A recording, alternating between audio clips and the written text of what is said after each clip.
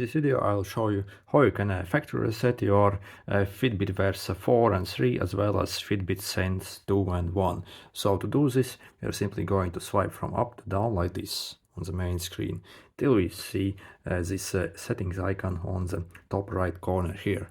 Okay, click on that, and then we are going to simply scroll all the way down where it says about your device basically, and click here and click factory reset if you want to reset this. Okay, and then again confirm by pressing the yes button. Again, this will completely delete all your settings from this watch, all your data, all your info, all your basically settings, how it's paired to your phone, and basically return it to a brand new state. So for example, if you want maybe sell this watch or give it to someone else, this is what you should do it before that. Anyway, if this was helpful, make sure to hit the like button. See you!